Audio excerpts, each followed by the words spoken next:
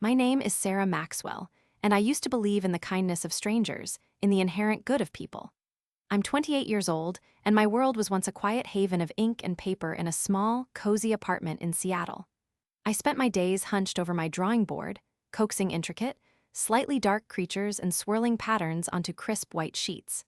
My art was my solace, a window into a part of me I rarely shared with the outside world. I was an introvert, finding my peace in the scratching of a pen, the smell of fresh ink, and the worn pages of old books. My apartment, small as it was my sanctuary, a place where I could truly be myself. But then, Brenda moved in. Brenda was supposed to be a breath of fresh air, a new roommate to share the rent and bring some life into the quiet space. At first, she was charming, all bright smiles and easy laughter. But that quickly faded, revealing a person who was messy, loud, and utterly disrespectful of everything I held dear. My art supplies, carefully organized, would be rummaged through, brushes left to dry with paint caked on them. Food I'd bought would disappear from the fridge. She'd blast music late into the night, ignoring my pleas for quiet. It wasn't just her disregard for my things, it was her insidious way of chipping away at me. She'd make snide remarks about my art, calling it morbid or childish. She'd mock my quiet nature, telling me I needed to get out more or stop being so weird. Slowly, she started to make me feel like I was the problem, twisting every argument until I was apologizing for things she had done. It was like living with a constant, draining fog. I was always on edge, always trying to avoid conflict, always feeling less than. My artistic flow dried up, replaced by annoying anxiety. The sanctuary of my apartment became a cage.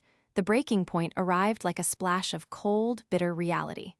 I had been working on a piece for an upcoming gallery submission for months, a complex ink drawing of a grotesque, many-eyed creature that represented my deepest fears and hopes. It was the most important work of my life, my chance to finally break into the art scene. I had left it carefully laid out on my drawing table, just to dry. Brenda, in a fit of manufactured carelessness, accidentally knocked over a glass of red wine, spilling it directly onto my drawing.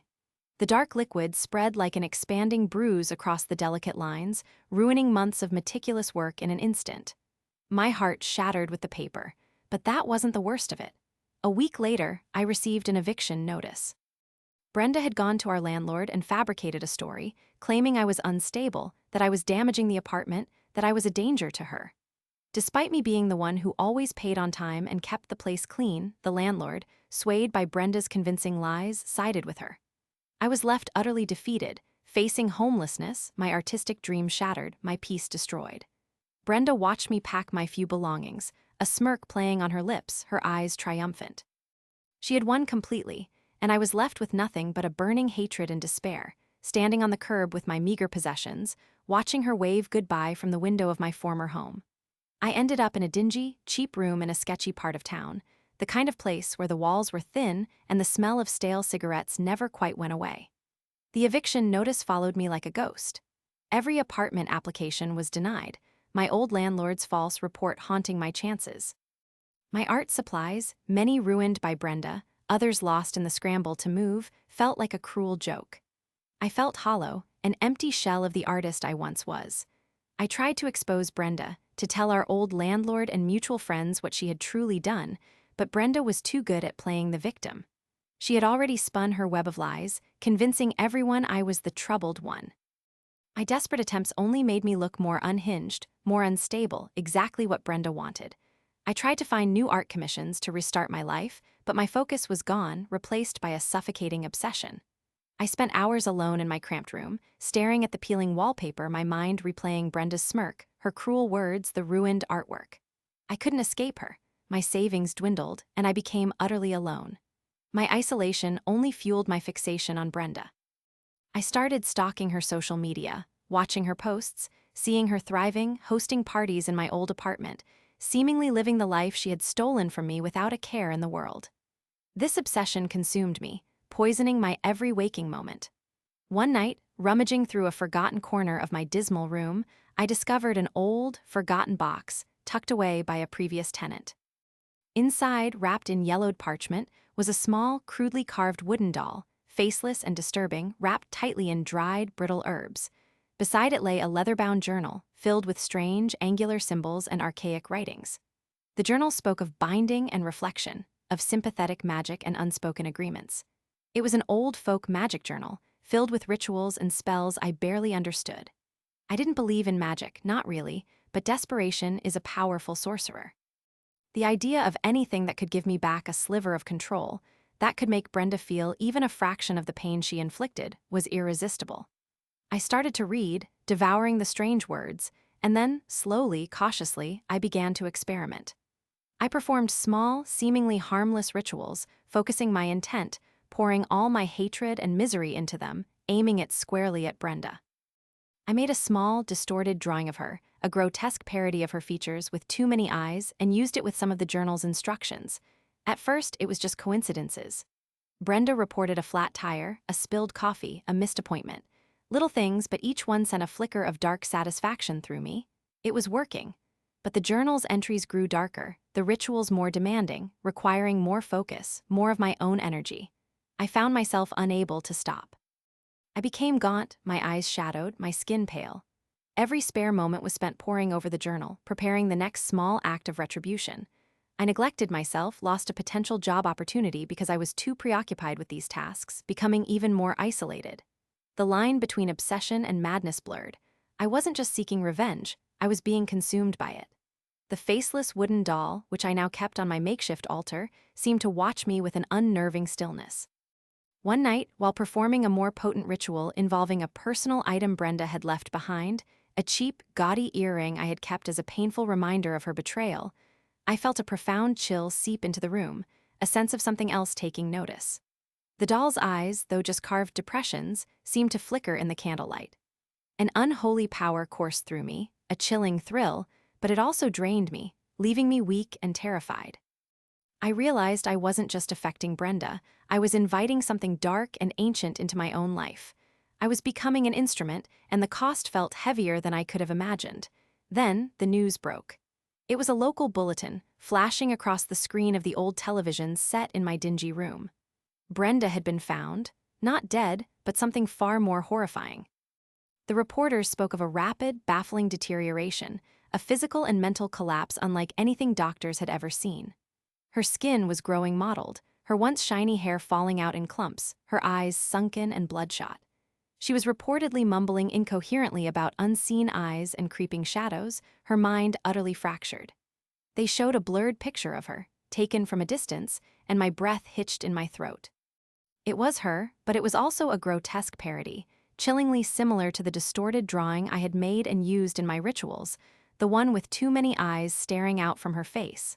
Panic, cold and sharp, pierced through the haze of my obsession. The rituals had worked, but they hadn't merely brought misfortune. They were about reflection and binding Brenda to the misery she had caused me, but amplifying it, distorting it, turning her into a living, breathing reflection of my own pain and the horror I had unleashed. I saw the same haunted, desperate look in Brenda's eyes, even in the blurry photograph, that I had seen in my own mirror reflections during my darkest days, when I was consumed by her cruelty. I knew then, with sickening certainty, that I had to stop it.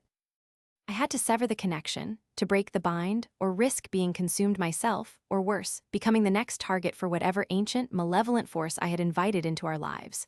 My hands trembling, I rushed back to my dismal room, the leather-bound journal clutched in my grasp. I flipped through the terrifying pages, searching frantically for a counter-ritual, a way to unravel the binding. There it was, hidden amongst the more sinister spells, a passage on dissolution, on severance. It required immense personal sacrifice, a true act of repentance.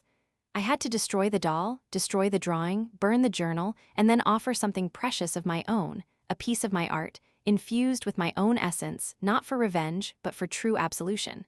As I gathered the materials, the room grew impossibly cold. Shadows seemed to lengthen and writhe in the corners of the room, like hungry specters. The crudely carved wooden doll, which had sat silent and still for weeks, began to creak, a low, guttural sound filling the oppressive silence, as if something trapped inside it was resisting, fighting against its impending destruction. I held my latest, most beautiful and hopeful drawing over the single flickering candle flame, ready to sacrifice it, ready to undo the horror I had wrought. It was a landscape of peace and light, the antithesis of the darkness I had embraced. Just as I was about to drop it into the fire, I saw a flicker in the darkness, a spectral image of Brenda's face, not the decaying monster from the news, but the old, mocking Brenda, her eyes triumphant, her lips curled in that familiar, hateful smirk. I hesitated, a surge of my old hatred flaring one last time, tempting me to let her suffer. But then I remembered my own pain, my own descent into madness, the hollow emptiness of my revenge. I closed my eyes, tears streaming down my face, and with a guttural sob, I dropped the drawing into the flame. The paper ignited instantly, curling and blackening. As it burned, the wooden doll shattered with a loud, splintering crack, and the journal burst into a sudden, fierce blaze, the strange symbols twisting into horrifying, screaming forms before turning to ash. A violent gust of wind swept through the closed room, extinguishing the candles and plunging me into utter darkness. I fell to my knees, exhausted, trembling, feeling as though a great weight had been lifted, yet utterly drained, spiritually and physically.